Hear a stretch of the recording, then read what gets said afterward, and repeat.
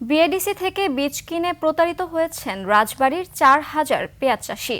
তাদের সরবরাহ করা বীজের বেশিরভাগই গজায়নি। বিষয়টি জেনে চাষিদের নতুন করে পেঁয়াজ বীজ দিচ্ছে জেলা প্রশাসন। রাজবাড়ীর প্রতিনিধি জাহাঙ্গীর হোসেনের তথ্যচিত্রে ডেস্ক রিপোর্ট। সরকারি প্রতিষ্ঠান বিএডিসি থেকে প্রণোদনার বীজ পেয়েছিলেন পেঁয়াজ চাষে সারা দেশে তৃতীয় অবস্থানে থাকা রাজবাড়ীর ৪,০০০ কৃষক। এর মধ্যে মাত্র ২৭৫ জন কৃষক ভালো বীজ পাওয়ায় জমিতে চারা গজিয়েছে। তবে চারা না গজানোই চরম বিপাকে ৩,৭২৫ জন কৃষক। ক্ষতিগ্রস্ত কৃষকদের নতুন করে পেঁয়াজ বীজ দেওয়ার উদ্যোগ নিয়েছে জেলা প্রশাসন। তবে আবাদ পিছিয়ে পড়ায় লোকসানের পাশাপাশি লক্ষ্যমাত্রা অর্জন নিয়ে শঙ্কায় চাষিরা। মনে করেন যে জ্বালাই নাই, তার পরিবর্তে আবার আজকে দিছে সারা, তাতে আমাদের আবার খরচা আরো ৩,০০০ লাগবে। বীজটা এখন নিয়ে আমরা চারা দেবো না, করবো মানে বুনিয়ে দেবো, এটা একটা ব্যাপার আছে।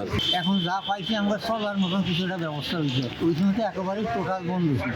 Double million offer Walton fridge কিনে পেতে পারেন ২০ লক্ষ টাকা, রয়েছে কোটি কোটি টাকার নিশ্চিত উপহার। এরই মধ্যে পেঁয়াজ বীজ বিতরণ শুরু করেছে জেলা প্রশাসন।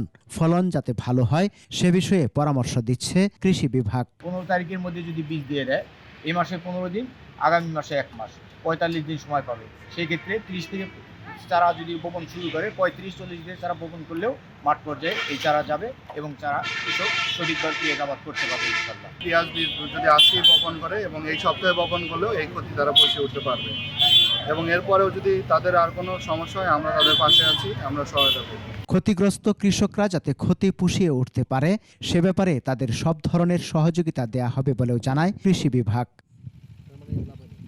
সমর ইসলাম, ডেস্ক রিপোর্ট, ২১ টেলিভিশন।